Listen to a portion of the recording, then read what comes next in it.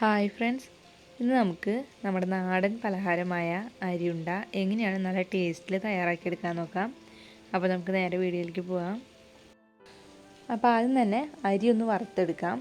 അപ്പോൾ ഞാനിവിടെ സാധാ വെള്ളരിയാണ് എടുത്തിരിക്കുന്നത്. മട്ട അരി കിട്ടുകയാണെങ്കിൽ അതായിരിക്കും അരിയുണ്ട ഉണ്ടാക്കാൻ ഏറ്റവും നല്ല അരി. അപ്പോൾ എൻ്റെ അതില്ലാത്തതുകൊണ്ട് ഞാൻ സാധാ വെള്ളരി എടുത്തേക്കാണ്. അപ്പോൾ ഞാൻ 250 ml കപ്പിൽ 2 കപ്പ് അരി നന്നായി കഴുകി വെള്ളമെല്ലാം വാർത്ത് കളഞ്ഞതിന് ശേഷം എടുത്തിട്ടുള്ള അരിയാണിത്. എന്നാലും കുറച്ചൊക്കെ നനവുണ്ട്, അത് കുഴപ്പമില്ല. നമുക്കിനി ഇതൊന്ന് വാർത്തെടുക്കാം. അപ്പോൾ മീഡിയം ഫ്ലെയിമിൽ വെച്ച് തന്നെ ഇത് വാർത്തെടുക്കണം. അല്ലാന്നുണ്ടെങ്കിൽ അരി എല്ലാതും ഒരേ വറവായിട്ട് കിട്ടിയെന്ന് വരില്ല. അപ്പോൾ നമ്മൾ അരി വറക്കാനെടുക്കുന്ന പാത്രം ഇരുമ്പിൻ്റെ ചീനച്ചട്ടിയോ അല്ലെങ്കിൽ നല്ല അടി കട്ടിയുള്ള പാത്രമോ എടുക്കുകയായിരിക്കും ഒന്നും കൂടി നല്ലത്. ഇപ്പോൾ അരിയിലുള്ള വെള്ളം തന്നെ പോയിട്ടുണ്ട്. ഇനി ഇത് പെട്ടെന്ന് തന്നെ വറുത്ത് വരുന്നതായിരിക്കും. ഇപ്പോൾ അരിമണിയെല്ലാം തന്നെ വറുത്ത് വന്ന് തുടങ്ങിയിട്ടുണ്ട്. ഇപ്പോൾ കുറച്ചും കൂടി ഒന്ന് ആവാനുണ്ട്. അപ്പോൾ നമുക്ക് കുറച്ച് നേരം കൂടിയിട്ട് വറക്കാം. ഇപ്പോൾ അരിമണിയെല്ലാം തന്നെ നന്നായി വറുത്ത് വന്നിട്ടുണ്ട്. ഇനി നമുക്ക് ഫ്ലെയിം ഓഫ് ചെയ്ത് കൊടുക്കാം. അതിനുശേഷം ഇത് നന്നായി ചൂടാറിയതിന് ശേഷം മാത്രം മിക്സിയുടെ ജാറിലിട്ടിട്ട് നന്നായി നല്ല നൈസായിട്ടൊന്ന് പൊടിച്ചെടുക്കാം. ഇപ്പോൾ ഞാനിവിടെ 3 അച്ച് ശർക്കര അമ്മിയും വെച്ച് നന്നായി ഒന്ന് കുത്തി ചതച്ചെടുത്തിട്ടുണ്ട്. അപ്പോൾ വേണമെന്നുണ്ടെങ്കിൽ കത്തി വെച്ചിട്ട് ചിരണ്ടിയിട്ട് എടുക്കാം, അല്ലെങ്കിൽ പെട്ടെന്ന് ആയി കിട്ടാൻ വേണ്ടിയിട്ട് അമ്മിയമ്മ വെച്ച് നന്നായി ഒന്ന് കുത്തി ചതച്ചെടുത്താലും മതി. പിന്നെ നല്ല കളറുള്ള ശർക്കര കിട്ടുകയാണെങ്കിൽ അതെടുക്കാനായിട്ട് നോക്കുക. അപ്പോൾ അരിയുണ്ടയ്ക്ക് നല്ല കളർ ഉണ്ടാവും. ഇനി ഞാനിതിലേക്ക് ഒരു വലിയ നാളികേരത്തിൻ്റെ പകുതി ചിരകിയത് ചേർത്ത് കൊടുക്കുകയാണ്. ഇനി ഞാനിതിലേക്ക് 1/4 ടീസ്പൂൺ ഏലക്കാപ്പൊടി ചേർത്ത് കൊടുക്കുകയാണ്.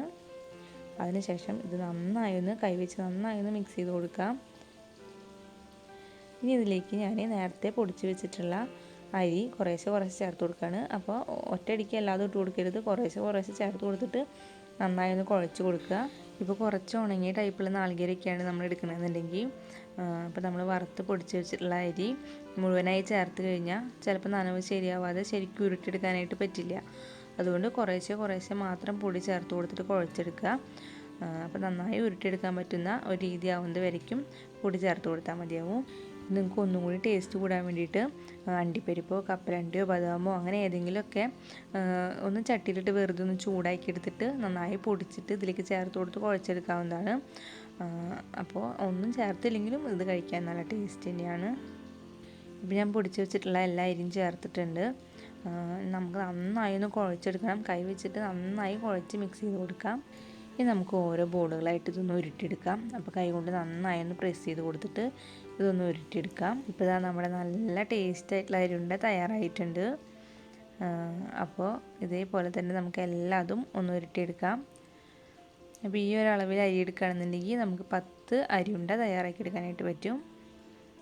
അപ്പോൾ എൻ്റെ ഈ വീഡിയോ ഇഷ്ടപ്പെട്ടാൽ നിങ്ങൾ ഇതുപോലെ ഒന്ന് ട്രൈ ചെയ്ത് നോക്കുക. എന്നിട്ട് നിങ്ങളുടെ അഭിപ്രായങ്ങൾ എന്നെ കമൻസ് ആയിട്ട് അറിയിക്കുക.